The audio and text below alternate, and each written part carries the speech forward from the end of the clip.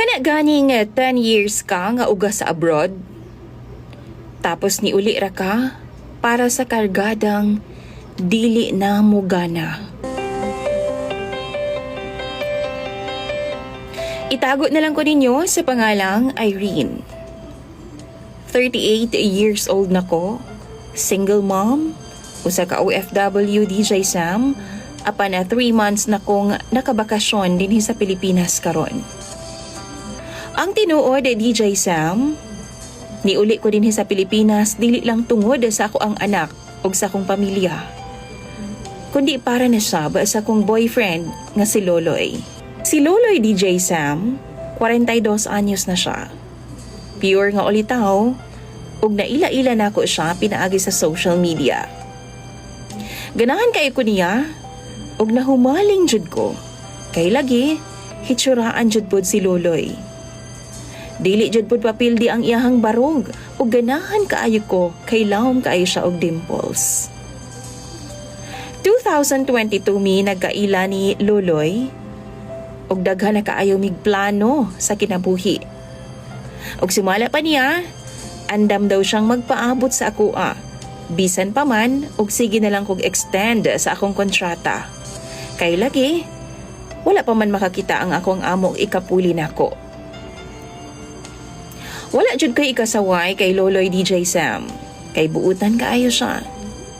Gani, naay mga times nga siya pa ang gahatag sa akong ginikanan og allowance, kay naaman gud usahay madelay ang akong sweldo. Mao nang excited kaay ko nga makita nako siya sa personal. Hangtod nga 3 months ago, naabot na jud ang puli sa akoa o gipabakasyon ako sa akong amo dinhi sa Pilipinas. Happy kaayo ko, kay makita na jud nako si Loloy sa personal. Og tuod man, gisugat ko niya sa airport dinhi sa Cagayan de Oro o gidala ko niya sa iyahang girentahang hotel sa syudad. Wao na kumuuli sa amo DJ Sam, kay gusto na kong una laanan og panahon na si Loloy. Excited kay ko kay after 10 years nga single ko, finally mapisbisan na jud ko. Pagsulod namo sa kwarto sa hotel, DJ Sam, wa na'y hugas-hugas, diretso na dumog og kurambos. Og kaluoy sa Ginoo, nakaraos jud ming duha. Pero wa na masundan pa DJ Sam. Kutob na lang siya, kiss-kiss, ugay-ugay, tapos wala na dayon. Naligo pa gani ko after ato DJ Sam, kay nag-expect pa ko og more rounds pa. Pero mo na dito ang first and last. Hangtod nang uli na lang mi. Kabalo ka DJ Sam, wala jud ko nahimutang. Ginaisip nako nga dili ba siya ganahan ako? Pangit ba ko? Baho ba ko?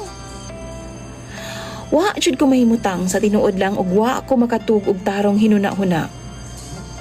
Maudong after 1 week, gi-invite nako siya nga mag-hotel na pud mi.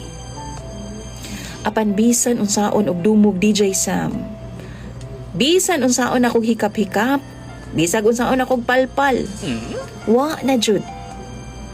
Lupig pa'y manok nga gidungoy lagi haskang luyaha sa iyang manoy. Nangayo siya sorry nako. Kay wala po daw siya kaibaw nga nung naana siya. Nagsugo daw siya nga ni ana sa edad nga 30.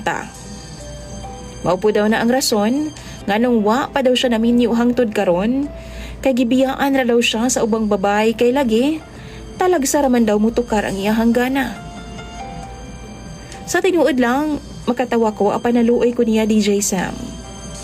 Nga halos mapaslot na lang siya pinukaw sa iyang manoy. Pero ingon sa nakoma na, kay dili na jud mo mata pa. Giundangan na lang nako siya DJ Sam o giagda na lang nako siya nga manuroy mi. Ug unya mangaon mi sa restaurant dool lang sa mo ang giabangan nga hotel. Siya daw unta mag-loving kay bag-o pa man mi. Pero ambot, kausara jud taon gikan pag-abot nako gikan sa abroad.